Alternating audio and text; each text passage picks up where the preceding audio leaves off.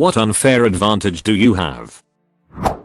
I have 3 uncles that are teachers in the subject I'm majoring in, so I have unlimited free tutoring. History, biochemistry, lucky bastard.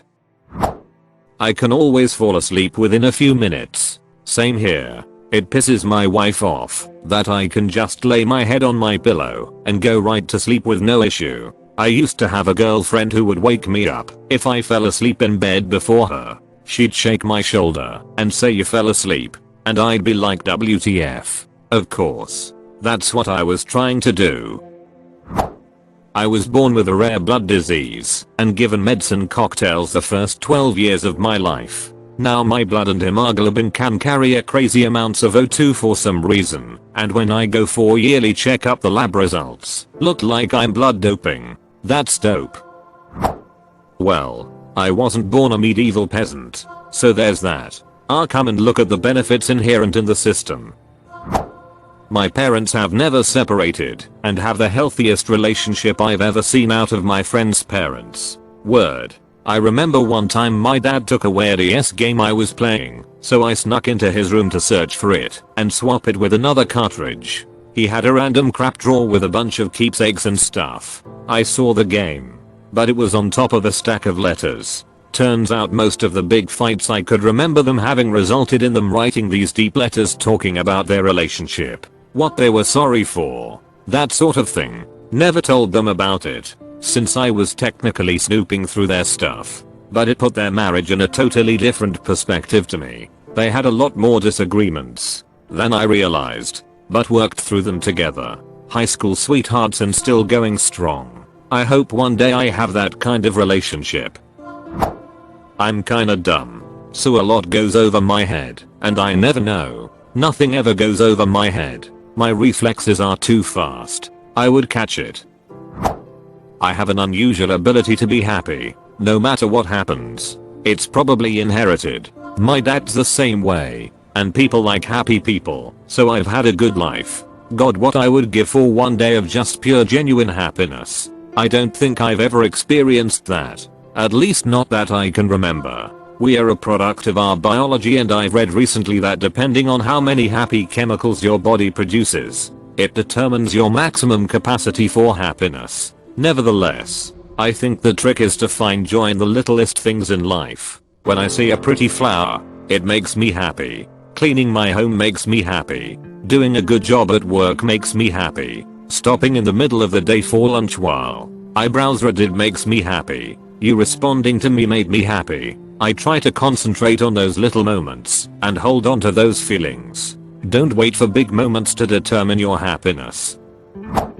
My parents paid for college, so I never had any student debt. My parents never saved for my college tuition, but I was lucky to be accepted to a tuition-free college. I guess my unfair advantage is that I lived with my mom. Her income was low enough for me to be accepted with maximum Pell Grant, but got to go on vacations with my dad who made great money.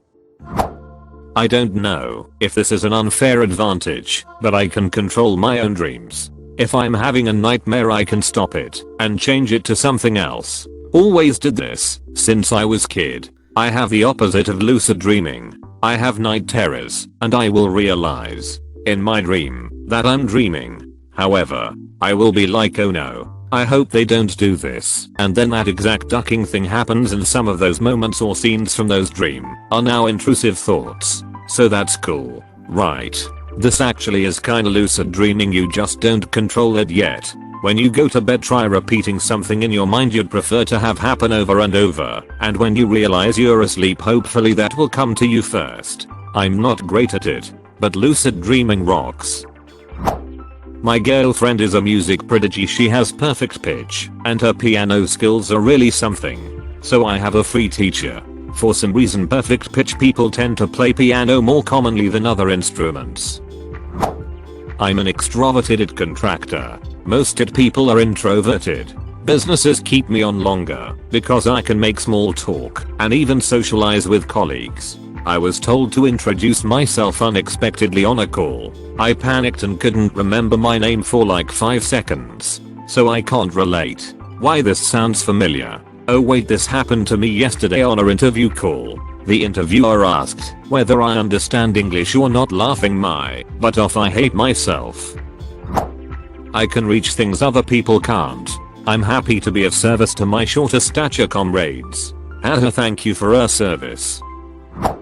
I can type incredibly fast. 160 WPM was my all-time high. How did you learn? Honestly, I didn't go out of my way to learn or practice. But I learned piano rather quickly growing up as a kid. I think that's what helped, lol. Big hands, long fingers for much easier guitar playing. Long fingers. Yes. Guitar. My family runs a grocery store where I can eat whatever, whenever and for free. I'm quiet, so people open up to me. It makes gathering information easy. Oh my god, trust the amount stuff people have spilled to me just because I'm quiet. I was born on leap day, so I always have a fun fact about myself.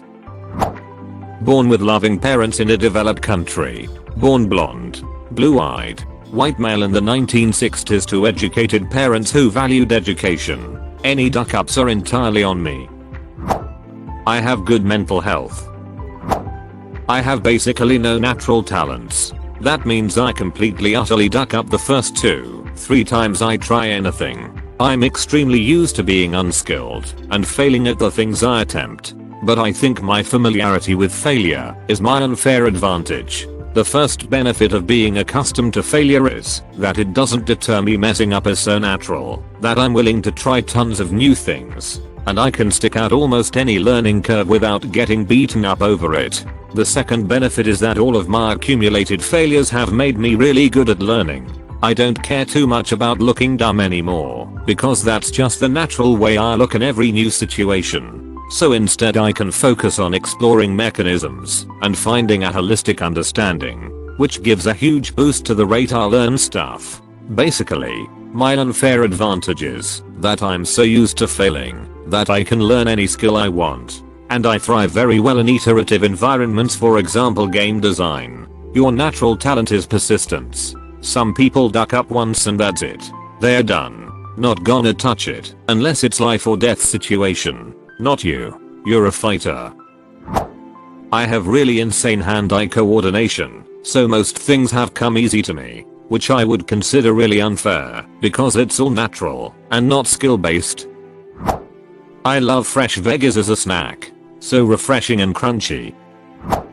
I'm ginger, so I lack a soul. Need mine. It's up for grabs. I'll stick with the innocent ones.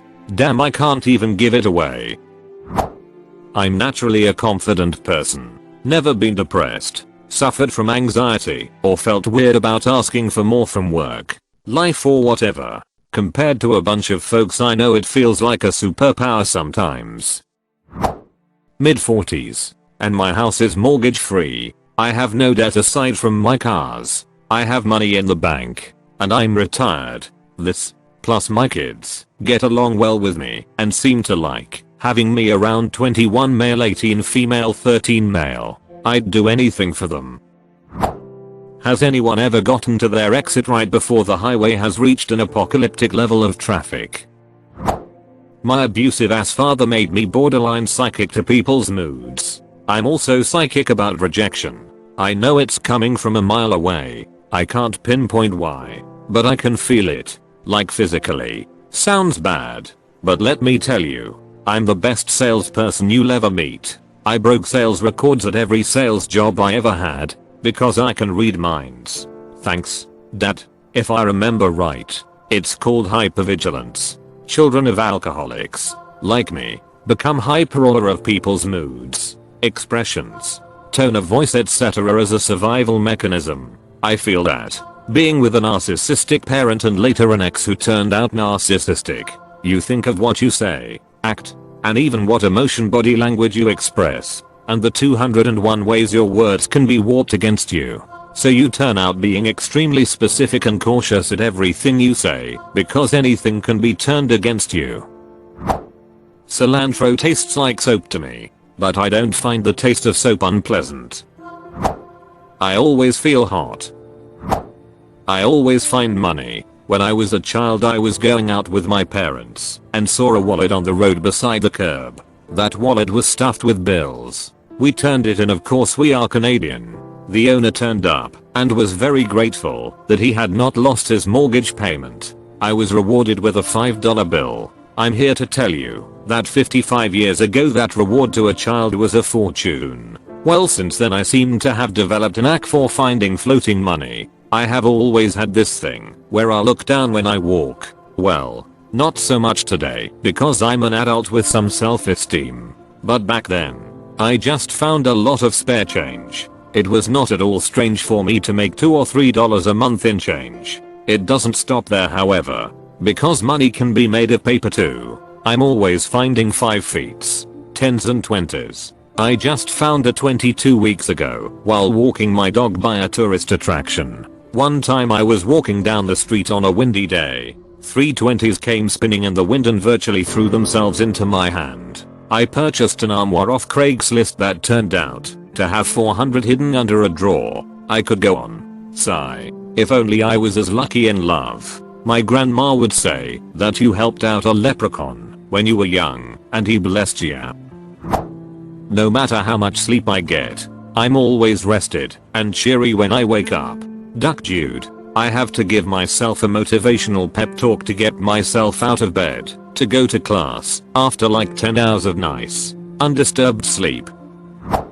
I'm very lucky. Not billionaire saw me while I was bartending and married me. I never have to work a day. Lucky, I guess. But a general luck. Always land on my feet. Things just kind of work out for me. Forgot my keys. I'll completely randomly run into my room at downturn and 99. 100 people are being fired. I'm the one that doesn't. Car swerves onto the sidewalk and hits me. Not even a scratch. Statistically speaking, this has to be someone in the world. Why not you? Ever played the lotto? Back when I competed in sports in high school, my body developed polycythemia, a blood thickening disease. Pretty much never got tired. Thicker blood meant more oxygen to my muscles. From what I understand, long distance runners also develop this, as well as people who live in higher altitudes where oxygen is thinner. I could wrestle pretty much non-stop. It was nice. Don't have it anymore though.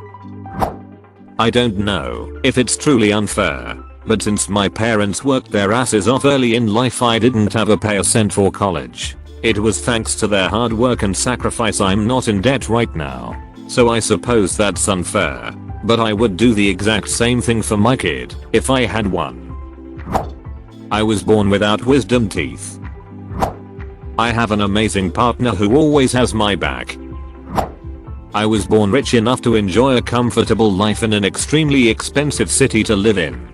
But I wasn't born rich enough to be born to complete scumbags in a vicious social circle that's goddamn rife with questionable ethics and social climbing. Because most of my friends are in the same situation or better, I have gained some insight on this ducked up social environment. I have 1 foot in and 1 foot out, so to speak, therefore allowing me to both see what goes on inside the circle, but also know that what goes on is ducked up to the highest degree. I personally believe that I was born to good people who taught me that I was probably among the luckiest kids in the world and to be grateful for what I have anyways. Sorry for the long post. I teach in a very low income school, and I have a much easier time building meaningful, fruitful relationships with my students than my female colleagues do, because many of our students are raised not to respect women.